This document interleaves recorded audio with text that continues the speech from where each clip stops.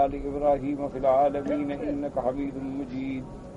قال الله تبارك وتعالى في كلامه المجيد: أعوذ بالله من الشيطان الرجيم. بسم الله الرحمن الرحيم.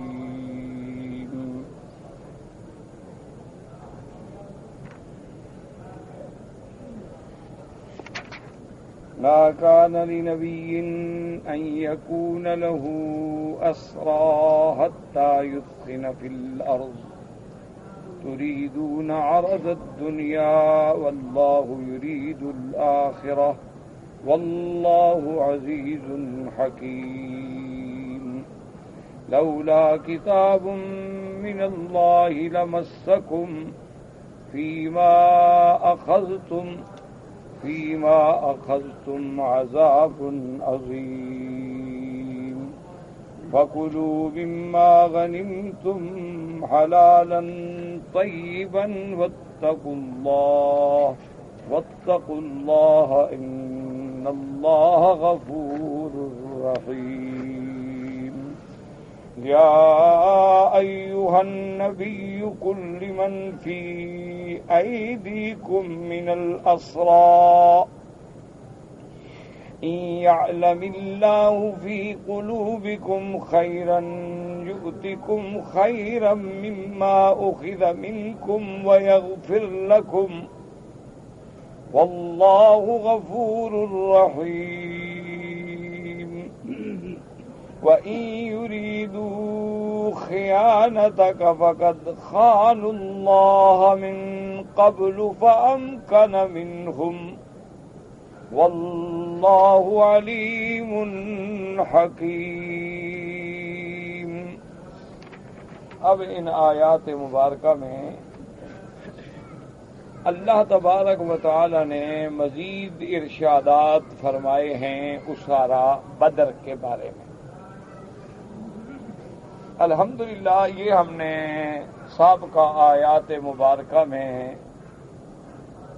اور دروس ماضیہ میں ہم نے پڑھ لیا کہ اسارا بدر کا جب مسئلہ پیش ہوا تو میرے آقا نے رحمت للعالمین سیدنا محمد الرسول اللہ صلی اللہ علیہ وعلا آلہ واصحابہ وسلم تسلیما کثیرا کثیرا نے صحابہ سے رائے لی. سیدنا عمر اور حضرت سعد رضوان اللہ علیہم عبداللہ ابن رواحہ انہوں نے رائے دی ان کو قتل کر.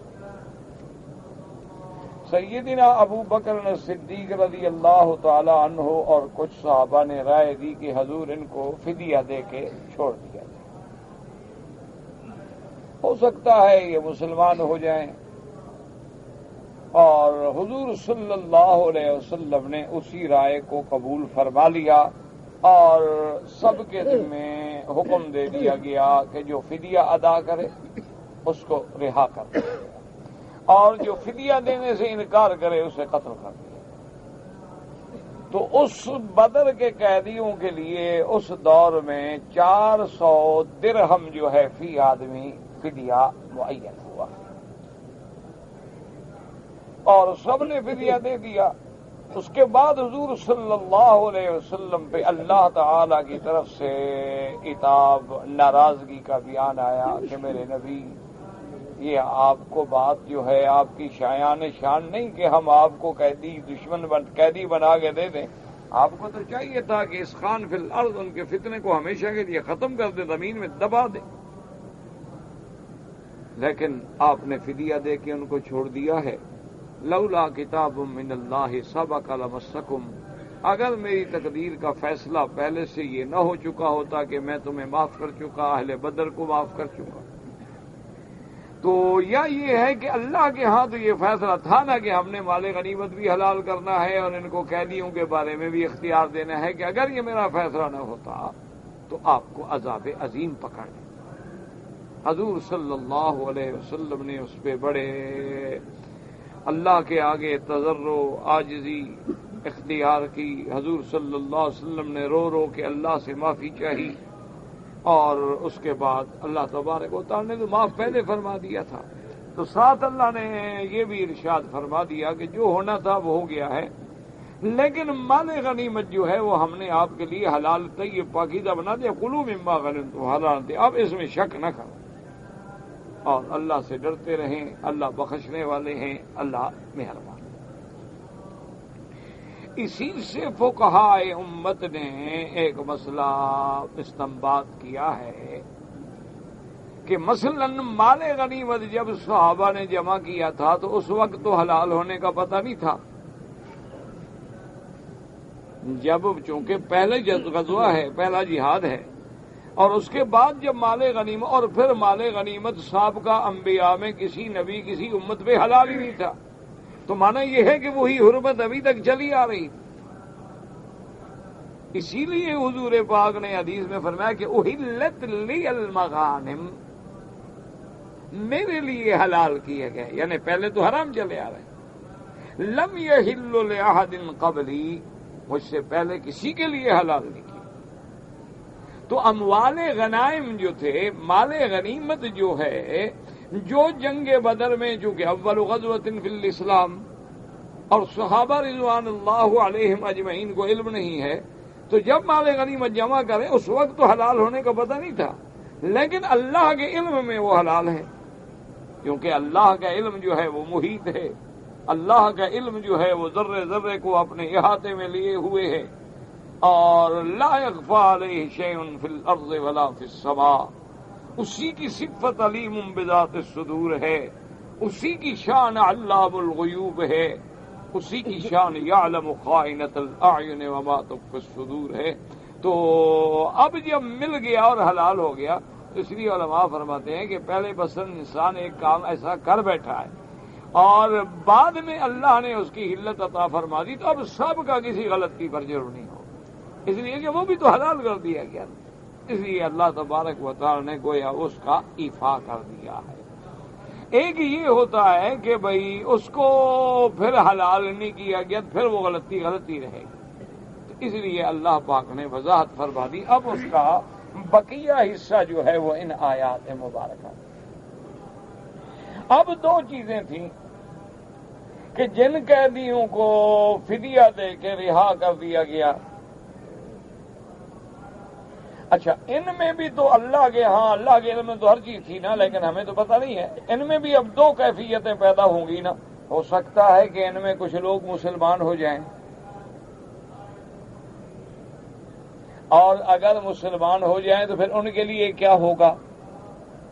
ایک دوسری بات یہ ہے کہ جن کو ہم نے احسان کیا کہ ہم نے ان کو قتل نہیں کیا، ورنہ تو ہمارے ہاتھ میں قید تھے، اور قتل کرنا تو کوئی مسئلہ ہی نہیں تھا، قیدی کو قتل کرنا کیا مشکل ہے، وہ تو بندہ ہوا ہمارے پاس موجود ہے، جب چاہیں قتل کر دیں۔ لیکن اسلام نے، مسلمانوں نے احسان کیا، فدیہ دے کے چھوڑ دیا، 400 درہم ہے، کبھی بھی وہ کما سکتا ہے، تو اور وہ فدیہ بھی کوئی اتنا مہنگا نہیں کہ کہیں کہ 4000 درہم لے آؤ۔ تو اب اگر وہ رہا ہونے کے بعد سازش کریں، خیانت کریں، پھر ہم پہ حملہ آور ہوں تو خطرہ تو ہے نا۔ اس لیے ان آیات مبارکہ میں یہ احکام آئے، جس کا خلاصہ مبارک یہ ہے، اللہ نے فرمایا کہ میرے نبی آپ ان کو بتا دیں کہ اگر تم آزاد ہونے کے بعد اسلام لے آؤ گے تو اب جو تھوڑا بہت تم کو فدیہ دینا پڑا ہے نا، اس کا بھی اللہ تمہیں بدلہ دے دیں گے، اللہ تبارک و تعالیٰ تمہیں اپنے خزانے سے عطا فرما دیں گے، یہ تمہارا تھوڑا بہت نقصان بھی نہیں ہوگا، پورا کر دیں۔ اور اگر تم نے پھر خیانت کی، جیسے تم اللہ سے پہلے خیانت کر چکے ہو، تم تو پہلے غداری کر چکے ہو، وعدہ کر کے الست بربکم اور سجدہ قبروں کو کر رہے ہو، تم تو اللہ کے بھی خائن ہو، اگر میرے نبی سے خیانت کرو گے تو کوئی بڑی بات نہیں۔ جیسے آج ہم نے ان کو طاقت دی ہے، اسلام کو غالب کیا ہے، اسی طرح انشاءاللہ اللہ قادر ہیں کہ پھر اسلام کو غالب کریں گے، پھر تم قیدی بن کے بیٹھے ہو، تو اس لیے تمہارا کوئی خیانت کر لینا جو ہے وہ اسلام کو مٹا نہیں سکتا۔ تو ان آیات مبارکہ میں یہ واقعات ہیں، اور اس کے اسباب نزول میں ایک بڑا عظیم واقعہ لکھا ہے مفسرین کرام نے کہ اس کے اسباب نزول میں یہ ہے کہ حضور کے چچا تھے حضرت عباس رضی اللہ تعالی عنہ، اس وقت وہ مسلمان نہیں تھے، تو حضرت عباس جو ہیں وہ بھی ان قیدیوں میں ہیں جو جنگ بدر میں قید ہوئے، اور وہ جب مکے سے چلے تھے تو چونکہ بڑے قبیلے کے آدمی تھے، قریش کے آدمی تھے، تو 700 گنی سونے کی 700 وہ 7 لے کے چلے تھے کہ میں فوج پہ خرچ کروں گا اور اسلام کے خلاف لڑیں گے۔ اب جب قیدی ہوئے تو وہ سارا سونا بھی تو پکڑا گیا۔ وہ جو پیسے ساتھ لے کے آئے تھے 700 گنی سونے کی، جو خرچ کر چکے تھے وہ تو کر چکے تھے، لیکن باقی جو تھے وہ بھی تو پکڑے گئے۔ تو اب جب حضور صلی اللہ علیہ وسلم کے سامنے ان کا مسئلہ آیا کہ حضور یہ آپ سے بات کرنا چاہتے ہیں، تو فرمایا لے آؤ۔ تو حضرت عباس نے عرض کیا، اس نے کہا کہ یا رسول اللہ صلی اللہ علیہ وسلم، مہربانی فرمائے، آپ نے بڑی مہربانی کی ہے کہ فدیہ لے کر ہمیں چھوڑنے کا حکم دے دیا ہے، لیکن مہربانی کریں 400 درہم ہی تو فدیہ ہے نا، تو میرا تو 700 گنی صحابہ کے پاس ہے، میرے پاس تو 700 گنی تھی سونے کی جو ان کے پاس ہے، تو اس میں سے 400 درہم کاٹ لے، باقی مجھے واپس کر دیں تاکہ میرا فدیہ جو ہے وہ ادا ہو گیا۔ حضور صلی اللہ علیہ وسلم نے فرمایا اچھا عباس، بڑے سمجھدار ہو گئے۔ تو اس نے کہا حضور اس میں سمجھداری والی کیا بات ہے، یعنی 400 درہم میں نے آپ کو دینا ہے، 700 گنی آپ کے پاس ہے سونے کی، آپ پتہ کرنے۔ ہم نے فرمایا وہ مال غنیمت میں چلا گیا، وہ تو تقسیم ہو گیا صحابہ پر، مال غنیمت میں تمہارا تھوڑا ہے، وہ تو تم لائے تھے اسلام کے خلاف کفر کی فوجوں پہ خرچ کرنے کے لیے، وہ اللہ نے مال غنیمت بنا کے صحابہ میں تقسیم کر، تم 400 درہم اور لے آؤ، اس کا کیا تعلق ہے؟ اور حضور نے فرمایا عباس بات سنو، تمہارے جو 2 بھتیجے ہیں نا، ایک ہے اپنا عقیل ابن ابی طالب اور دوسرا ہے نوفل ابن الحارث، تمہارے بھتیجے ہیں اور دونوں قید میں، ان کا بھی 400 درہم تم ادا کرو، اپنا بھی 400 درہم لے آؤ اور ان 2 بھتیجوں کا بھی 400 درہم ادا کرو۔ تو حضرت عباس نے کہا کہ یا رسول اللہ کہ میرا 700 گنی پہلے چلا گیا، 400 درہم میں اپنا فدیہ دوں، 400 درہم نوفل ابن الحارث کا فدیہ دوں، 400 درہم عقیل ابن ابی طالب کا فدیہ دوں، تو اذن لاکون فقیرا، یا رسول اللہ میں تو بھوکا ہو جاؤں گا، میں تو پھر قریش سے جا کے خیرات مانگوں گا، آپ کیا چاہتے ہیں کہ مجھے بھوکا ننگا کر دیں؟ حضور نے فرمایا عباس کیوں چالاکیاں دکھاتے ہو؟ جب مکے سے تم چلے تھے تو تم نے ام الفضل، اس کی بیوی کا کنیت تھی ام الفضل، تو تم نے اپنی بیوی کو جو مال دیا تھا وہ گھر میں دفن کر کے آئے ہو، وہ تھوڑا ہے؟ انہوں نے کہا کہ تم نے جنگ پہ چلنے سے پہلے اپنی بیوی کے ساتھ کچھ مال گھر میں دفن کیا تھا؟ انہوں نے کہا یا رسول اللہ میرے اور میری بیوی کے ماں سوا اس مال کا تو کسی کو پتہ نہیں، من اخبارہ کا بھی حاصل، آپ کو کیسے پتہ چلا؟ آپ نے فرمایا اخبرنی اللہ، مجھے میرے اللہ نے خبر دی ہے۔ عباس تم غریب بنتے ہو، اتنا دولت تم وہاں دفن کر کے آئے ہو اور بیوی کو سمجھا کے آئے ہو کہ میرے بعد اگر میں مارا جاؤں تو میرے بچوں کے کام آئے گی، اور اب تم کہتے ہو میں غریب ہو جاؤں گا؟ نہیں، اپنی بھی دیت ادا کرو، دونوں کی بھی دیت ادا کرو۔ تو حضرت عباس نے کہا کہ واللہ جب میں نے سیدنا محمد الرسول اللہ امام الانبیاء والمرسلین سید الاولین والآخرین علیہ الصلاۃ والتسلیم آپ کا یہ معجزہ دیکھا نا کہ ایسی خبر دے دی جو میرے اور میرے بیوی کے ماں سوا کوئی دنیا کا بندہ نہیں جانتا، اور پھر ہم نے رات کی تاریکی میں اندھیرے میں گھر میں یہ سب کچھ کیا تھا، لوگوں کے سامنے تھوڑا کیا تھا۔ تو اسی وقت میرے دل میں اسلام آ گیا اور میں نے فیصلہ کر لیا کہ میں ابھی اسلام ظاہر کروں۔ پھر مجھے خیال آیا کہ عباس کیا کر رہے ہو، تمہارا تو لوگوں پہ اتنا قرضہ ہے، اگر تم مسلمان ہو گئے تو مکے والے تو قرضہ نہیں دیں گے، وہ تو کھا جائیں گے، تم ابھی اسلام ظاہر نہ کرو۔ لیکن کہتا ہے میرے دل میں اسلام تھا، میرے دل میں یقین کامل ہو گیا کہ صادق الامین محمد الرسول اللہ صلی اللہ علیہ وسلم اللہ کا سچا نبی ہے محمد مصطفیٰ۔ یہ ہمارے گھر کے مسئلے ہیں، اگر اللہ نہ بتائے تو کون بتائے؟ اس لیے کہتے ہیں کہ اسلام میرے دل میں آ گیا، میں مکے میں آنے کے بعد پھر میں نے آہستہ آہستہ اپنے قرضے وصول کیے، پھر حضور کو پیغام بھی بھیجا کہ یا رسول اللہ مجھے اجازت دو، اب میں ہجرت کر کے مدینے آ جاؤ۔ آپ نے فرمایا نہیں ابھی تم صبر کرو۔ تو اس کے بعد بھی عباس یہاں رہے، اور جب اللہ نے اپنے پاک پیغمبر امام الانبیاء والمرسلین رحمت دو جہاں کو عظمت بخشی اور مکہ فتح ہو گیا، حضور کا پرچم اسلام لہرا گیا، تو اب پھر حضرت عباس بھی اسلام لے آئے رضی اللہ تعالی عنہ وارضاہ۔ اور یہ چونکہ حضور صلی اللہ علیہ وسلم کے چچا ہیں، اور پھر جو اللہ نے ان کو عظمت دی ہے، جو شان دیا ہے، پھر اس کے بعد حضرت عبداللہ ابن عباس، حضرت عبداللہ پھر ان کے بیٹے عبداللہ ابن عباس رضی اللہ تعالی عنہ۔ اور یہ پھر ایسے یعنی خون تو اندر تھا نا، لیکن جنگ حنین میں صحابہ کہتے ہیں کہ بڑے بڑے شیر جوان جو تھے نا ہمارے، بنو ثقیف کی تیروں کی بارش نے ان کو بھی پیچھے ہٹا دیا، لیکن عباس نے حضور کا ساتھ نہیں چھوڑا۔ حضور صلی اللہ علیہ وسلم جو سواری پہ سوار تھے، عباس ساتھ کھڑے، انہوں نے یعنی پھر وفاداری کا یہ عالم تھا۔ اور اس کے بعد پھر حضرت عباس فرمایا کرتے تھے صحابہ سے کہ دیکھو جی اللہ نے 2 وعدے کیے تھے کہ ابھی قیدی ہونے کے بعد جب تم چھوٹ جاؤ گے تو جو تمہارا نقصان ہوا ہے نا، جو فدیہ وغیرہ تم نے دیا ہے وہ بھی میں دے دوں گا، اللہ دے دیں گے۔ اور دوسرا وعدہ فرمایا تھا کہ یغفر لکم، گناہ معاف کر دیں گے، معافی دے دیں گے۔ فرمایا پہلا وعدہ تو اللہ نے پورا کر دیا کہ کہاں 400 درہم ہی تو سارا ہم نے دیا تھا، اور فرمایا آج میرے 20 کارندے ہیں، 20 غلام ہیں جو تجارت کر رہے ہیں میرے نام سے، اور ایک ایک کے پاس کم از کم 20 ہزار درہم سے زیادہ سرمایہ ہے۔ اللہ نے اس کا بدلہ تو مجھے دے دیا دنیا میں، اور اگلے وعدے پر بھی مجھے یقین ہے کہ اللہ ہمیں ضرور بخش دے، پر میں اس کی انتظار میں ہوں۔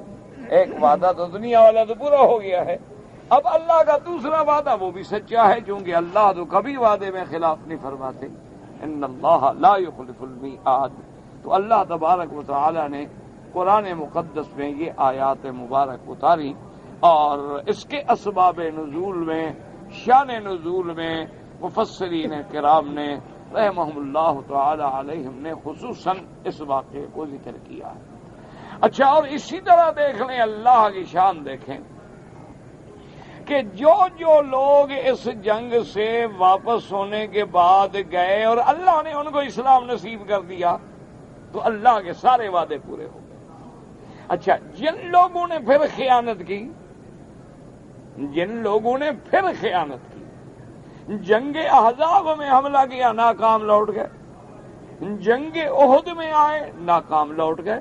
لڑائی میں وہ تو اللہ پاک نے پہلے اپنے نبی پاک کو باخبر کر دیا تھا کہ پھر آپ کے بھی 70 شہید ہوں گے، لیکن کوئی مدینے میں حملہ نہ کر سکا، مدینہ منورہ پہ قبضہ نہ کر سکا، تو اللہ نے اپنے نبی رحمت دو جہاں سیدنا محمد الرسول اللہ صلی اللہ علیہ وعلا آلہ واصحابہ وسلم کے ساتھ جو وعدہ فرمایا تھا، وہ وعدہ سچا ہوا کہ جن لوگوں نے اسلام قبول کر لیا اللہ نے ان کو دین و دنیا سے نواز دیا، اور جن لوگوں نے اس کے بعد بھی خیانت کی، جیسے اللہ سے خیانت کر چکے تھے، اللہ نے پھر ان کو ذلیل و رسوا کیا کہ اس کے بعد یہ عالم، قوم نے، امت نے، عالم نے دیکھ لیا کہ میرے محبوب اور محبوب دو جہاں کو مکے سے ہجرت میں مجبور کرنے والے لوگ، کہ جنہوں نے مکے میں رہنے نہیں دیا، ہجرت میں مجبور کر دیا، اور جب آمنہ کے لال ہجرت کر رہے ہیں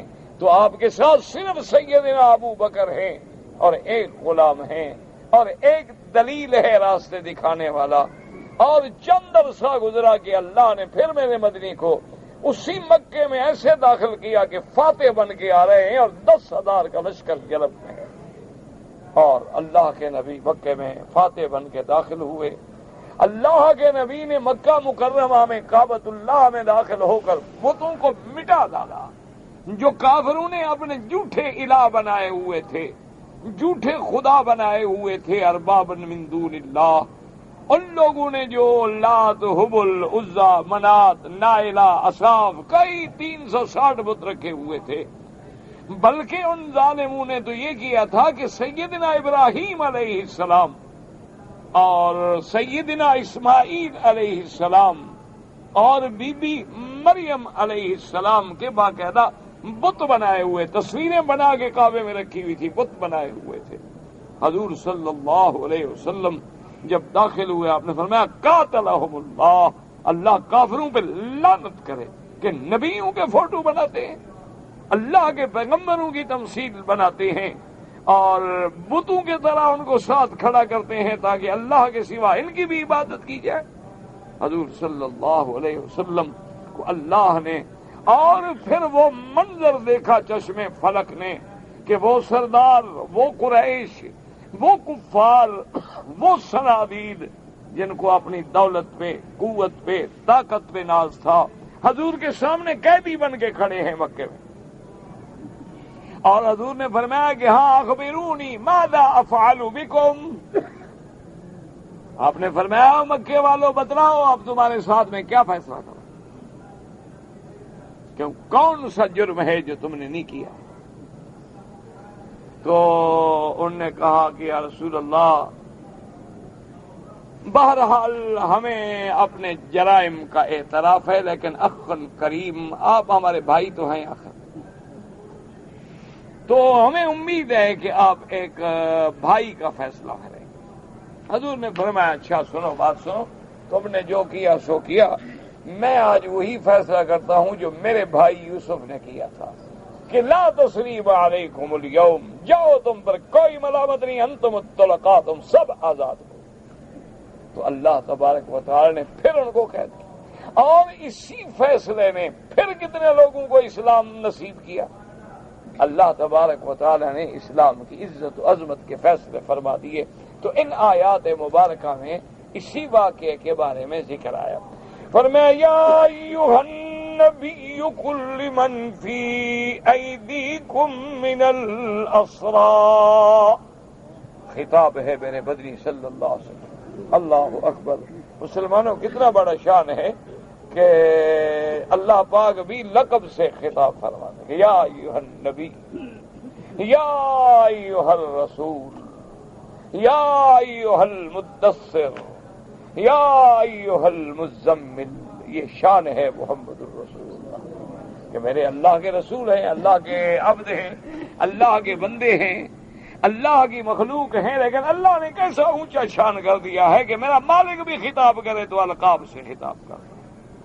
یا ایھا النبی قل لمن فی ایدیکم من الاسری يعلم الله في قلوبكم خيرا يؤتكم خيرا مما أخذ منكم ويغفر لكم والله غفور رحيم۔ اس لیے ہمیشہ یاد رکھیں کہ جب بھی میرے مدنی سرکار کا صلی اللہ علیہ وسلم کا نام لیا جائے تو ادب سے، احترام سے، کہ وہ خالق کائنات جس کی مخلوق ہے محمد الرسول اللہ، وہ بھی خطاب فرمائے تو اللہ پاک القاب سے خطاب فرمائے تو بندے کا کیا حال ہوگا؟ اس لیے ہمیشہ یاد رکھیں کہ حضور صلی اللہ علیہ وسلم کی شان میں اگر اللہ نہ کرے کروڑویں درجے میں بھی کوئی گستاخی، کوئی کوتاہی ہو گئی تو پھر میرا مولا نہیں بخشتا۔ اس لیے ہمیشہ جب بھی حضور کا نام لیں ادب کے ساتھ۔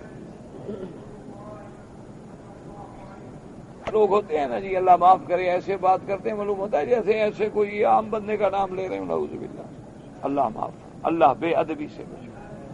حضور کا ادب، صحابہ کا ادب، ائمہ محدثین، ائمہ مجتہدین، ائمہ فقہاء، اولیاء اللہ، علماء امت، سب کا ادب سے۔ جب ذرا بھی بے ادبی آئی نا تو یاد رکھیں اللہ پاک رحمت فرمائے، اللہ تبارک و تعالی رحمت فرمائے کہ پھر اس کے خاتمے کا خطرہ ہوتا ہے۔ اللہ پاک میں فرمائے، دعا کریں کہ اللہ تبارک و تعالی ہمیں بے ادب نہ بنائے، اللہ ہمیں با ادب بنائے، اللہ ہمیں بے ادبوں سے، بے ادبی سے، اور ائمہ کرام انبیاء عظام کی شان میں ذرا دیکھنا جی، کہیں ایمان سے کہیں، کہیں صحابہ پہ ذرا لفظ آیا ہے دشمنوں سے، فوراً قرآن میں اللہ نے جواب دیا کہ نہیں دیا؟ اگر کبھی کسی ظالم نے حملہ کیا، بس میرے نبی کو شاعر کہا، اللہ نے جواب دیا کہ نہیں؟ ظالموں نے میرے مدنی کو ساحر کہا کہ جادوگر ہیں، اللہ نے جواب دیا کہ نہیں؟ اللہ تبارک و تعالیٰ کے نبی کو ظالموں نے کاہن کہا، اللہ نے جواب دیا قرآن میں کہ نہیں دیا؟ وَلَا بِقَوْلِ كَاهِنٍ قَلِيلًا مَا تَذَكَّرُونَ، اور کہیں فرماتے ہیں وَمَا هُوَ بِقَوْلِ شَاعِرٍ، اور کہیں دشمنوں نے کہا نعوذ باللہ مجنون ہے، اللہ نے قسم کھا کے جواب دیا کہ نون والقلم وما یسطرون ما انت بنعمت ربک بمجنون، اللہ نے قسم کھائی قلم، اور اس کے بعد فرمایا میرا مدنی آپ تو مجنون نہیں ہے، آپ کے دشمن مجنون ہیں، ان کا دماغ خراب ہے، میرے نبی کو نہیں پہچانتے۔ ایک ایک لفظ کا جہاں جہاں اعتراض ہوا ہے اللہ نے جواب دیا ہے۔ اسی طرح یاد رکھیں کہ اگر اللہ تبارک و تعالیٰ کے نبی کے بعد مقام کس کا ہے؟ یاد رکھو صحابہ کا ہے۔ اس کے بعد کون ہے؟ تابعین ہیں، تبع تابعین ہیں۔ اچھا، پھر صحابہ میں بھی درجات ہیں، وہ صحابہ جو خلفاء راشدین ہیں، وہ صحابہ جو علماء ہیں، وہ صحابہ جو فقہاء ہیں، وہ صحابہ جو قراء ہیں، وہ صحابہ جن کو اللہ نے مقام اجتہاد بخشا ہے، پھر تابعین ہیں، پھر محدثین ہیں، اور ائمہ فقہاء رحمہم اللہ علیہم اجمعین، اور ان کے بعد علماء حق ہیں۔ تو یاد رکھو کہ ہمیشہ ادب سے، احترام سے، اگر کسی مسئلے میں اختلاف بھی ہو جائے بات ادب سے، کیونکہ ہو سکتا ہے کہ وہ حق پہ ہو اور ہم غلطی پہ ہو۔ اور اگر کبھی مسئلہ پوچھنا ہوتا ہے تو مسئلہ اس لیے پوچھا جائے، نیت ہو دل میں کہ میں نے دین سمجھنا ہے۔ بہرحال اب دیکھیں، شان دیکھیں کہ حالانکہ ہدایات ہے لیکن کتنا پیارا خطاب ہے کہ یا ایھا النبی، یہ کوئی معمولی خطاب تو نہیں ہوتا۔ قل لمن فی ایدیکم من الاسری، آپ فرما دیں ان کو جو آپ کے ہاتھ میں قیدی ہیں، ان کو بتلا دیں کہ اگر اللہ نے تمہارے دلوں میں بھلائی دیکھی کہ تم ایمان پہ پکے ہو تو جو تم سے لیا گیا یؤتکم، وہ تمہیں اللہ دے دیں گے۔ تم سے جو فدیہ دیا گیا نا اللہ اپنے خزانے سے اور عطا فرما دے گا۔ اور پھر صرف یہ نہیں کہ وہ دے دیں گے، بلکہ تم سے جو غلطی ہوئی کہ نبی کے مقابلے پہ لڑنے آئے وہ ایک معمولی بات ہے، اللہ تبارک و تعالیٰ وہ گناہ بھی معاف کر دیں گے۔ یؤتکم خیرا مما اخذ منکم ویغفر لکم واللہ غفور رحیم۔ یاد رکھو یہ اسلوب ہے، بیان ہے قرآن کا کہ اگر اللہ نے جانا، اللہ تو سب کو جانتے ہیں، لیکن قرآن اسی طرح مخاطب کرتا ہے جیسے ہمارے حالات، جیسے ہمارے معاملات ہوں اپنے بندوں کے ساتھ، اسی طرح اللہ نے خطاب کرنا۔ اللہ کے تو ہر چیز دل میں ہے کہ یہ مسلمان ہوگا، سچا ہوگا، یہ نہیں ہوگا، یہ کیا کرے گا، اور قیامت تک ذرے ذرے کا علم ہے اللہ۔ اور فرمایا واللہ غفور رحیم، اور اللہ تبارک و تعالیٰ بخشنے والے بھی ہیں، مہربان بھی ہیں۔ اب فرمایا میرا مدنی وَإِن يُرِيدُوا خِيَانَتَكَ فَقَدْ خَانُوا اللَّهَ مِن قَبْلُ فَأَمْكَنَ مِنْهُمْ، اور میرا محبوب اگر انہوں نے خیانت کا ارادہ کیا، دھوکہ دینا چاہا کہ ابھی تو نکل جائے نا، ابھی تو جان بچائے نا، جب موقع ملے گا پھر مسلمانوں پہ حملہ کریں، اللہ نے فرمایا میرا مدنی اللہ کے ساتھ بھی تو خیانت کرتے ہیں نا۔ وعدہ کیا تھا کہ الست بربکم قالوا بلا، لیکن دنیا میں آنے کے بعد کیا کیا؟ کبھی بتوں پہ سجدہ، کبھی مردوں کو سجدہ، کبھی قبروں کو سجدہ، کبھی زندوں کو سجدہ، کبھی درختوں کو سجدہ، کبھی گنگا جمنا کو سجدہ، کبھی سورج چاند تاروں کو سجدہ، یہی وعدہ کر گئے تھے۔ یہ تو خائن ہیں، لیکن جب انہوں نے خیانت کی تو ہم نے پھر آپ کو اس میں طاقت دے دی نا، ان کو قیدی بنا دیا نا، پھر بھی بنانے پہ قادر ہیں۔ اگر یہ پھر خیانت کریں گے پھر مارے جائیں گے۔ واللہ علیم حکیم، اور اللہ تبارک و تعالی علم والے ہیں اور اللہ تبارک و تعالی حکمت والے ہیں۔ اللہ کا جو فیصلہ ہے وہ حق ہے، اللہ کا ہر فیصلہ علم و حکمت پہ مشتمل ہوتا ہے۔ اب مفسر فرماتے ہیں قال محمد بن اسحاق حدثنا عباس بن عبد اللہ بن مغفل عن بعض اہلہ عن عبد اللہ بن عباس رضی اللہ عنہما ان رسول اللہ صلی اللہ علیہ وسلم قال یوم بدر انی قد افضل ناس بنی ہاشم وغیرہم قد تخرجوا کرها لا حاجت لهم بقتالنا ومن لقي منكم احد من بني هاشم فلا يقتله ومن لقي ابا البختري بن الشام فلا يقتله۔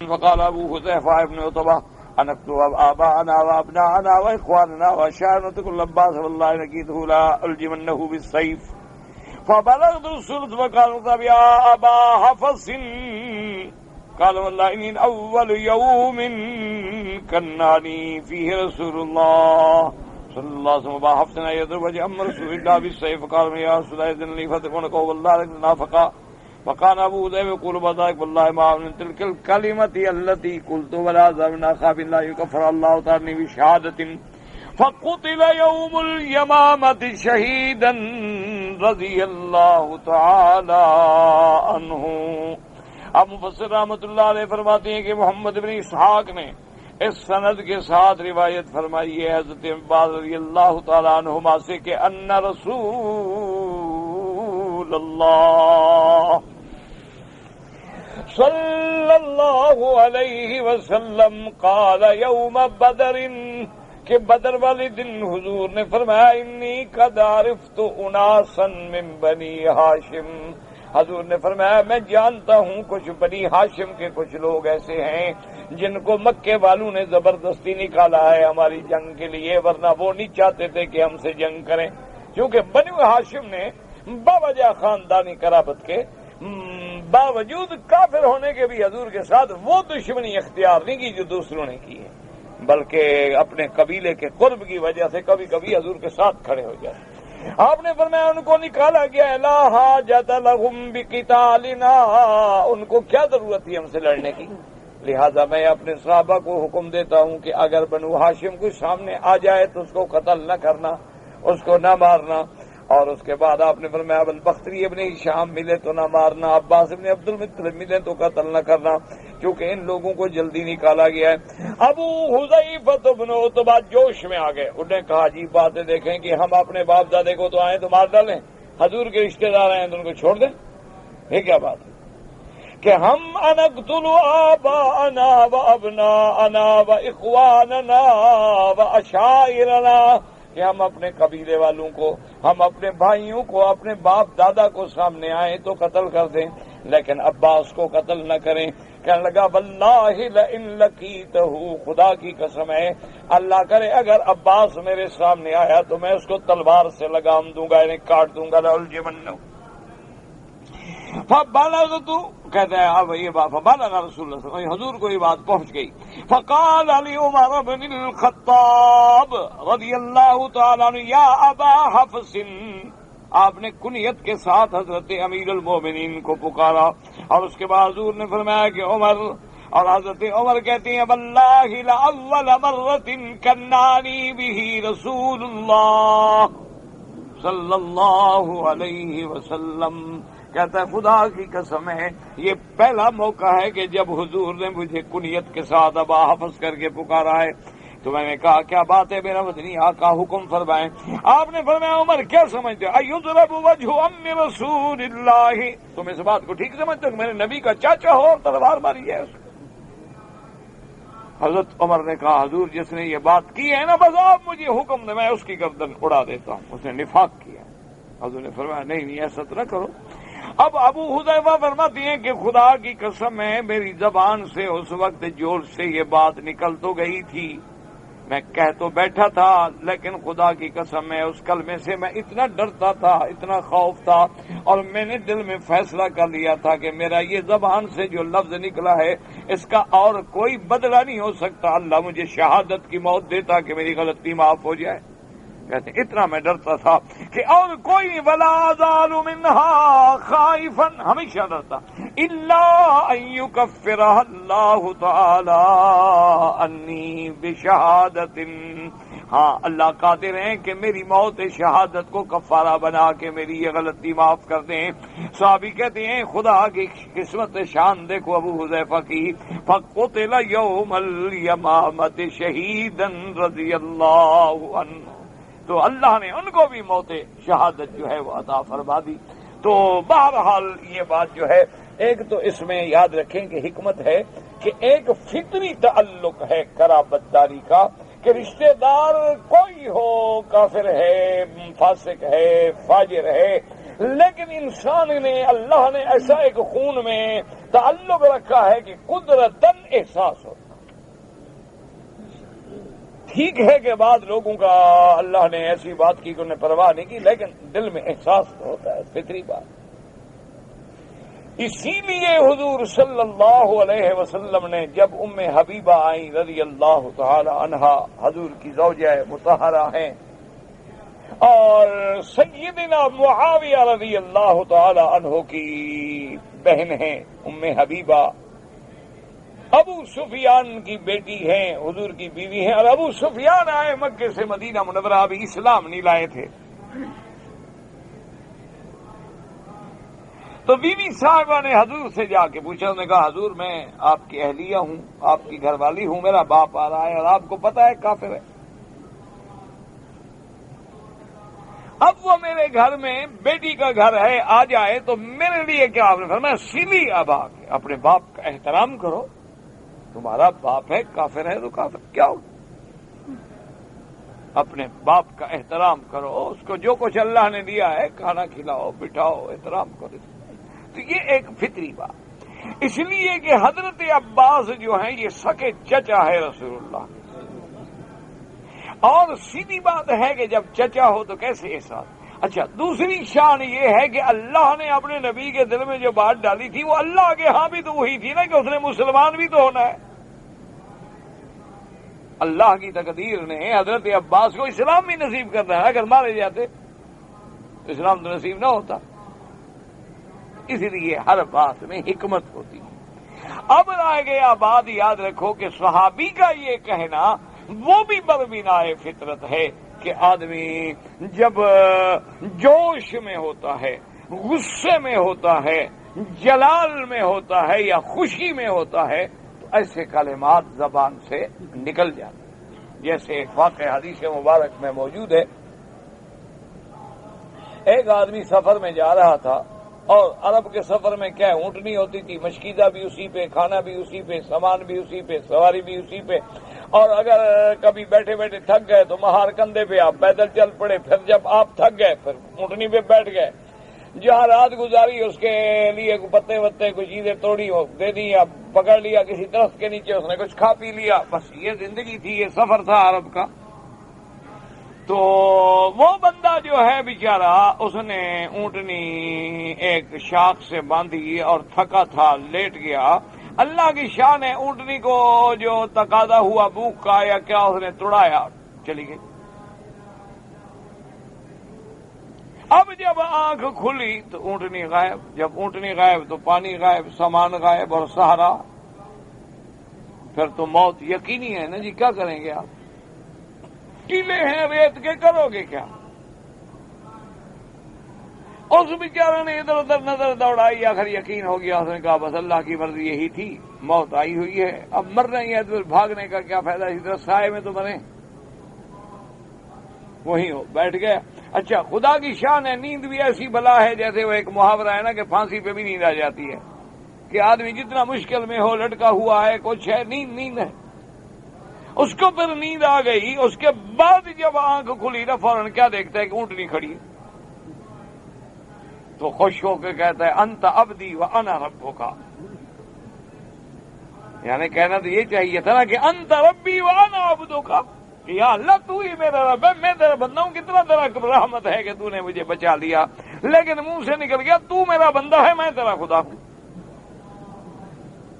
لیکن اللہ جانتے ہیں کہ یہ بات منہ سے کیوں نکلی تھی، اللہ دلوں کو جانتے ہیں، اللہ ہماری نیات کو جانتے ہیں کہ بیچارہ ایسا خوش ہوا نا تو غلطی میں کہنا کچھ تھا اور کہہ کچھ بیٹھا۔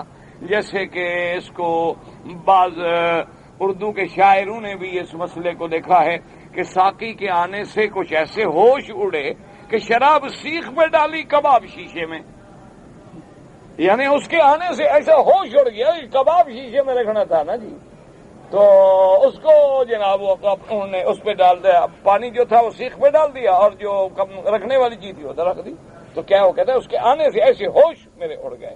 تو اس لیے کبھی کبھی کبھی خوشی کے موقع پر ایسے کلمات کا اظہار ہو جاتا ہے۔ جب بی عائشہ رضی اللہ تعالی عنہا،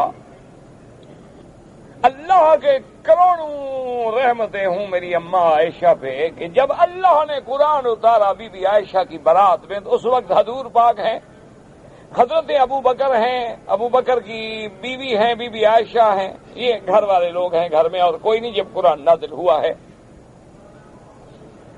اور میرے مدنی محبوب نے جب قرآن پڑھا، اور حضور کی تو آج خوشی کا یعنی وہ ایسا مقام تھا کہ جو نے دیکھا ہوگا وہ جمال، تو فوراً ماں نے بھی اور ابا نے بھی کہا کہ قومی عائشہ فشکری رسول اللہ، کہ عائشہ اٹھو اللہ کے نبی کا شکر ادا کرو۔ کیوں؟ سیدھی بات ہے، اگر اللہ کے نبی نہ ہوتے قرآن کہاں آتا؟ وہی تو حضور کی وجہ سے آ رہی ہے، قرآن تو اللہ کے نبی پہ اتر رہا ہے نا، اگر اللہ کے نبی نہ ہوتے کہاں قرآن آتا؟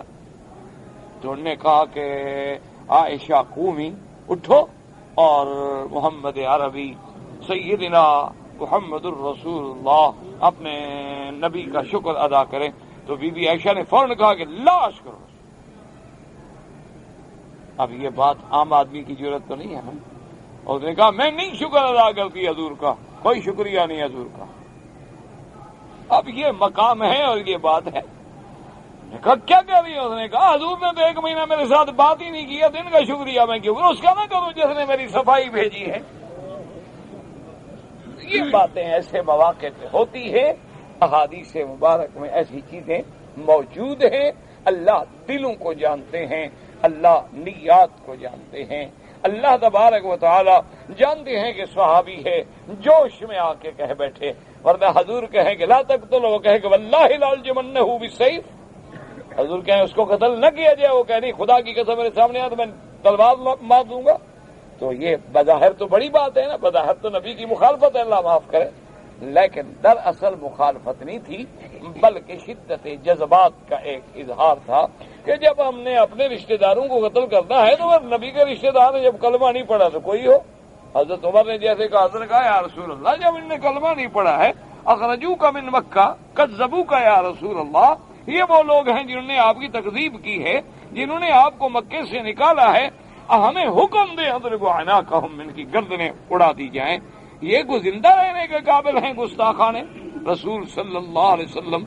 تو حضور پاک صلی اللہ علیہ وسلم نے فرمایا عمر تمہاری مثال تو بھائی نوح علیہ السلام والی ہے، تم بھی چاہتے ہو کوئی کافر زمین پہ چلتا پھرتا نظر ہی نہ آئے، اور تمہاری مثال جو ہے وہ موسیٰ علیہ السلام کی ہے، اور میرے ابو بکر کی مثال ایسی ہے جیسے عیسیٰ علیہ السلام کہ وہ بھی نرم تھے، ابو بکر بھی نرم ہیں۔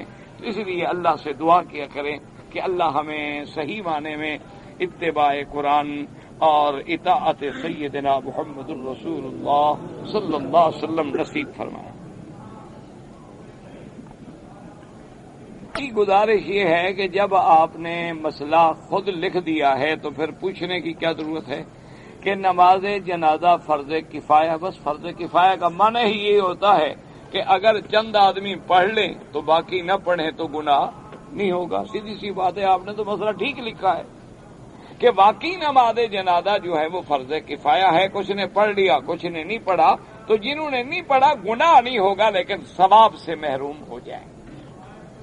اسی طرح اگر کوئی آدمی سنتیں پڑھ رہا ہے، سنت کی نیت کر چکا ہے، اب یاد رکھیں سنت ہو نفل ہو، جب نیت کر لے تو پھر پورا کرنا واجب ہوتا ہے۔ اب اس کو نماز توڑنے کی ضرورت نہیں، وہ اپنی سنتیں پوری کرے، باقی بھائی جو پڑھ رہے ہیں وہ پڑھ رہے ہیں، لیکن ثواب نہیں ملے گا۔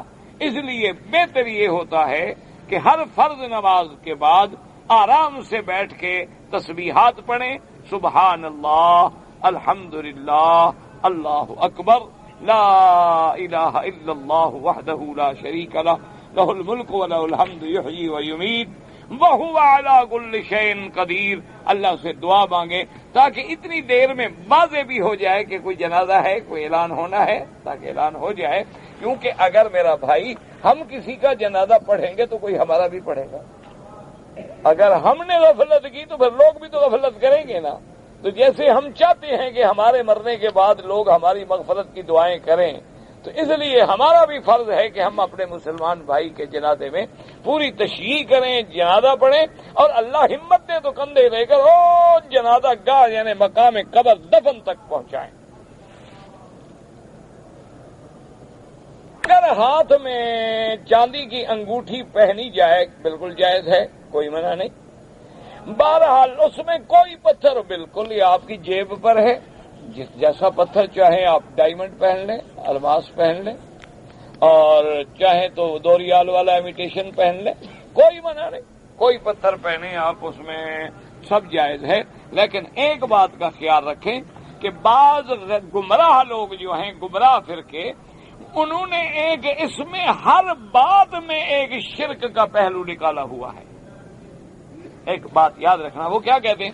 وہ کہتے ہیں جناب اگر آپ نے پتھر پہننا ہے نا، پہلے آپ اپنا نام بتائیں، تاریخ پیدائش بتائیں، پھر ہم ذائقہ بنا کے بتائیں گے کہ آپ کے ستارے کو اور برج کو کون سا پتھر راس آئے گا، وہ جب آپ پہنیں گے تو بس پھر کامیابی ہی کامیابی ہے۔ یہ سارا کفر ہے، شرک ہے، اور ایسے عقیدے رکھنا جو ہے بندے کو اسلام سے نکال دیتا ہے۔ یاد رکھیں میرے بھائی، جو لوگ یہ ہمیں ستارے نکال کے دیتے ہیں ان بدبختوں کو تو روٹی نہیں ملتی، وہ ہمارے پیسے پہ بیٹھے ہوئے ہیں۔ یعنی غور کیا کریں کہ جو آدمی ہمارا ذائقہ بنا کے ستارہ نکال دے گا کہ جناب آپ زمرد پہنے، آپ نیلم پہنے، آپ کالا پہنے، آپ پیلا پہنے، آپ نیلا پہنے، تو آپ کا نصیب چمک جائے گا، اس بدبخت کا اپنا نصیب کیوں نہیں چمکتا؟ وہ تو 5 روپے لینے کے لیے سڑک پہ بیٹھا ہوا ہے سارا دن بدبخت، اس کا ستارہ اللہ نے ایسا گردش میں ڈالا ہے کہ جہنم سے نکلتا ہی نہیں۔ اس لیے ہمیشہ یاد رکھیں یہ کفر ہے، شرک ہے۔ باقی انگوٹھی پہنے بھی اللہ نے زینت ہے، مرد کے لیے چاندی کی انگوٹھی کی اجازت ہے، اور اگر اس پہ اپنا نام لکھوا کے مہر بنا لیں سبحان اللہ، اور اچھی بات ہو گئی کہ اپنا نام لکھوا لیں، وہی آپ کی مہر بھی ہے، انگوٹھی بھی ہے۔ اور نہ لکھوائیں کوئی ہو، لیکن پتھر کوئی چیز نفع نقصان نہیں دیتی ماں سوائے اللہ۔ ایک بات یاد رکھیں، ہمیشہ یاد رکھیں، عقیدے میں جھول نہ آئے، عقیدے میں کوئی کمزوری اور لچک نہ آئے۔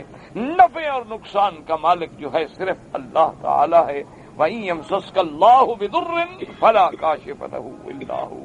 اگر اللہ کسی کو نقصان پہنچانا چاہے تو کوئی کھول نہیں سکتا، اور اللہ بلائی دینا چاہے تو کوئی دنیا کی طاقت اس کو روک نہیں سکتی۔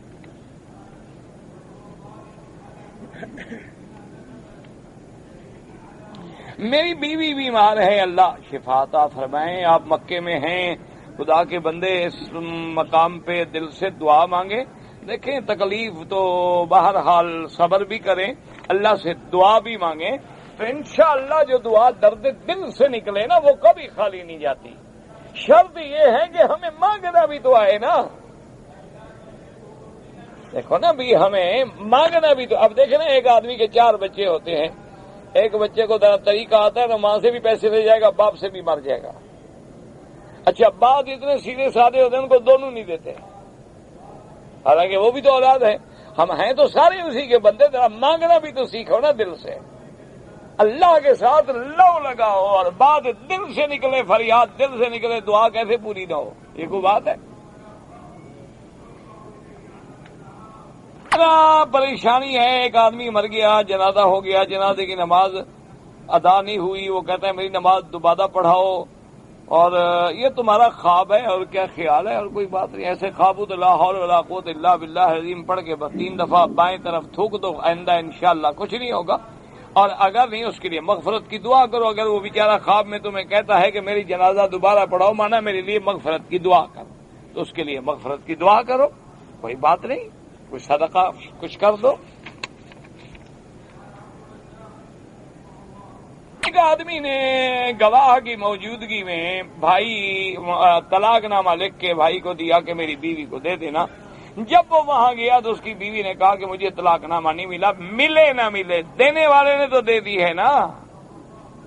طلاق مرد کا حق ہے، عورت کے سننے کا حق نہیں کہ ضروری سنے.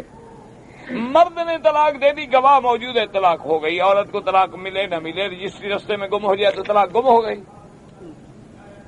وہ لے کے پھاڑ دے تو طلاق پھٹ گئی. یہ کیا مسئلہ ہے؟ طلاق دے دی، ہو گئی. سنا ہے کہ امام کے پیچھے فاتحہ نہ پڑھی جائے تو نماز نہیں ہوتی. سنا ہی ہے نا آپ نے، پکی بات تو نہیں نا. تو بہرحال الحمدللہ نماز ہو جاتی ہے. اور حدیث مبارک ہے انما جعل الامام، اللہ کے نبی نے فرمایا کہ امام ہوتا ہی اسی لیے ہے کہ اس کی اقتداء کی جائے. اور حضور نے یہ بھی فرما دیا کہ جس کا امام ہے، امام کی قرات جو ہے وہ مقتدی کی قرات ہے. یہ صحیح حدیث مبارک ہے. اور مسلم میں حدیث ہے، حضور نے فرمایا جب امام پڑھے تو تم چپ کرو. حضور نے سب کو وظیفہ بتلا دیا ہے. تو اس لیے بہرحال الحمدللہ اللہ کے لیے امت کو ان جھگڑوں میں نہ ڈالیں، خدا کے لیے ان فتنوں سے باہر نکلیں اور امت کو دعوت اسلام دیں. اس پہ زور لگائیں جو نماز نہیں پڑھتا. یہ کیا ہوا کہ پڑھنے والوں کو آپ ایک الجھن میں ڈال دیں؟ اللہ تبارک و تعالی سب کی ہدایت کے فیصلے فرمائیں.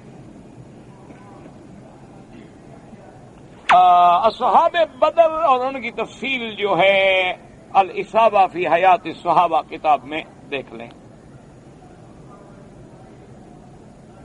اگر ایک آدمی، میں نماز پڑھ رہا تھا، ایک بچے نے پیشاب کیا، پیشاب میرے سامنے آ گیا، لیکن آپ نے پیشاب پر تو نماز نہیں پڑھی نا، سامنے آ گیا کچھ نہیں ہوتا. بچہ ہے، پیشاب کر دیا، ہو گیا، کوئی بات نہیں. میرے والد نے دوسری شادی کی، اس سے لڑکا ہوا، اس کی عمر 2 مہینے کی تھی کہ میرے ابا نے اس کی والدہ کو طلاق دے دی. تو اب وہ لڑکا وارث ہوگا، بالکل ہوگا. وہ کیوں وارث نہیں ہوگا؟ لڑکے کا کیا قصور ہے؟ اس کا بیٹا نہیں ہے، وہ وارث ہوگا بالکل.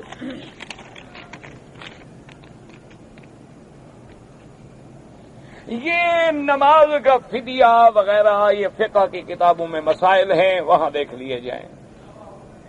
بنی آدم مر جاتے ہیں، ہاں مر جاتے ہیں، خاک میں مل جاتے ہیں، بالکل. اللہ چاہے تو بدن سالم بھی رکھتے ہیں، کوئی ایسا مسئلہ نہیں ہے.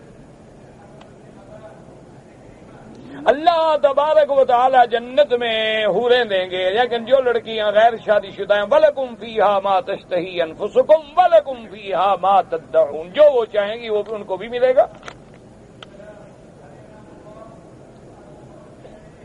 کبوتر یا فاختہ وغیرہ جو پالا ہوا جانور ہے وہ حرم میں ذبح ہو سکتا ہے، شکار حرام ہے.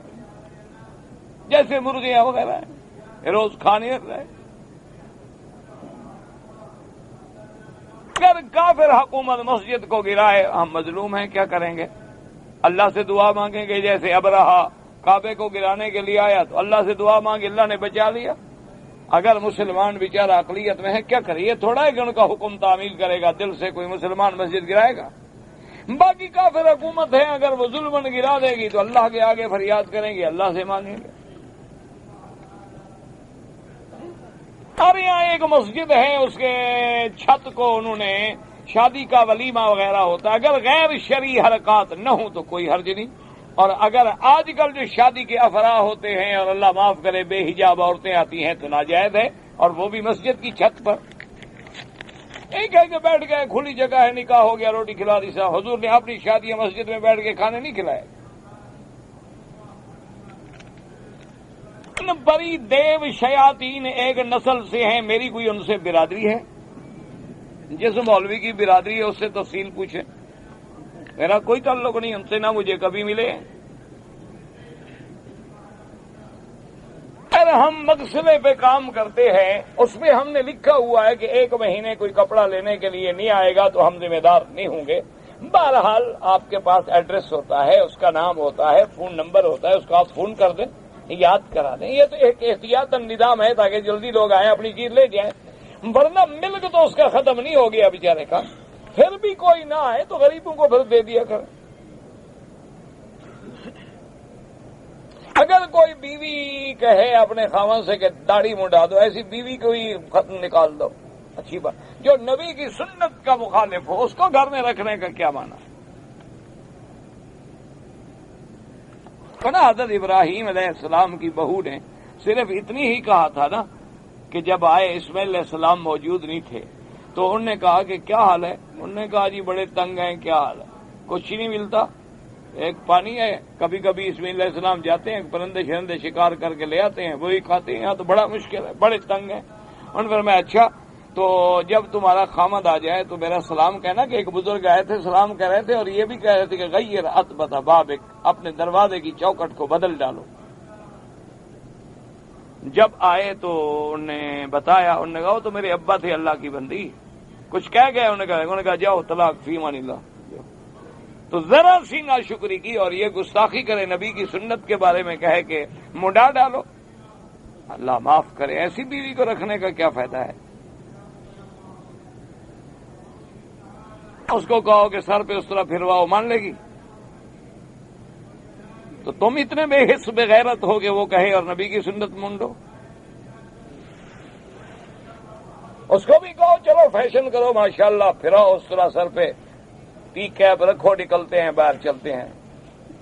تمہیں جس نسل سے ہو وہیں چھوڑ آتا ہوں. جو نبی کی سنت کا استہزاء کرے نعوذ باللہ وہ تو اسلام سے نکل جاتا ہے. یہ پتہ نہیں خواب آپ نے دیکھا ہے، آپ وضو بنا رہا ہے، لوگوں کو وضو کا طریقہ بتا رہا ہے تو اچھی بات ہے، دین سکھائیں گے. اور مولوی کیا کرے گا؟ یہی کرے گا اور کیا کرے گا؟ او بابا لوہار کا بیٹا لوہے کا کام کرے گا، مولوی کا بیٹا یہی کام کرے گا اور کرے گا. دعا کرو اللہ ہمیں اسی سے محروم نہ کرے. اچھا خواب ہے، اچھا خواب ہے کہ آپ نے خواب دیکھا کہ میں لوگوں کو وضو کرنے کا طریقہ سکھا رہا ہوں اور آپ جہاں درس دے رہے ہیں وہاں اللہ کی رحمت بارش برس رہی ہے. تو بڑا اچھا خواب ہے. اللہ اس کو ہمیشہ رحمت کو قائم و دائم رکھے. بڑی اچھی بات. اتقاف نہیں ہوتا، اعتکاف ہوتا ہے. بیٹھنے کا بہت بڑا ثواب ہے. آپ رمضان شریف میں بیٹھے، بہت اچھا ہے. کہتے ہیں جو سید ہوتا ہے اس کو آگ نہیں جلاتی. تجربہ کر کے دیکھ لو، کسی سید کو کہو کہ ہاتھ رکھ کے دیکھ لے آگ پہ. یہ پوچھنے کا کیا مسئلہ ہے؟ یہ تو ٹیسٹ کا مسئلہ ہے. کسی سید کو پکڑ لو، اس کو کہو ذرا انگارے پہ ہاتھ رکھو. لا حول ولا قوت الا باللہ. جنگ جہاد کے مال میں اگر لڑکی یعنی جاریہ مل جائے مملوکہ، بالکل اس کے ساتھ جماع حلال ہے، لیکن بعد الاستبراء کیا معنی؟ جب حیض آئے، گزر جائے، پاک ہو جائے، پھر جس کے نصیب میں وہ آئے گی حلال ہے. جی کہ شیطان جو ہے وہ انسان کی شکل میں جنگ بدر میں آیا تھا، تو آج کل بھی انسانوں کی شکل میں آ جائے تو ہم کیسے پہچانیں؟ تو اس کے عمل سے پہچانیں گے. جو کہے کہ یار چلو فلم دیکھتے ہیں، چھوڑو یار کیا نماز، بابا بعد میں ایک دفعہ پڑھ لیں گے، سمجھ جاؤ گے یہ وہی ہے یا اس کا کوئی بھائی ہے. من الجن والناس، جو برے کام کے لیے بلائے سمجھ لو کہ شیطان کا بھائی. وہ کہے کہ نہیں یار نماز پہ چلو، تو اللہ کے ماننے والا ہے، دین پہ چلانے والا. وہ تو اپنے اعمال سے پہچانا جائے گا نا. اصل سید کی کیا پہچان ہے؟ کوئی پہچان نہیں. کیا ہوتی ہے؟ سید تو لقب ہے. جس کے عمل حضور کے مطابق ہو ہمارے لیے وہ سید ہے. اگر وہ حضور پاک کی سنت کا مخالف ہے، لاکھ سید بنے کوئی سید ہے. اصل معنی ان اکرمکم عند اللہ اتقاکم، اللہ کے ہاں عزت اسی کی ہے جو اللہ سے ڈرنے والے ہیں، پرہیزگار ہیں اور اتباع سنت کرنے والے ہیں. باقی نسب کے اعتبار سے جن کی نسبت حضرت حسین سے ہے، حضرت حسن سے ہے، حضرت علی سے ہے، بی بی فاطمہ الزہرا سے ہے، کوئی علوی ہیں، کوئی عباسی ہیں، کوئی فاطمی ہیں، کوئی حسنی ہیں، کوئی حسینی ہیں، وہ سب نسباً سید کہلاتے ہیں. ورنہ اصل اللہ کے ہاں مقام ان کا ہے ان اکرمکم عند اللہ اتقاکم. عشاء کی آخری نماز جو ہے نا میرا بھائی، وہ تو صبح صادق تک پڑھ سکتے ہیں، لیکن افضل یہ ہوتا ہے کہ آدھی رات سے پہلے پہلے ادا کر لیں۔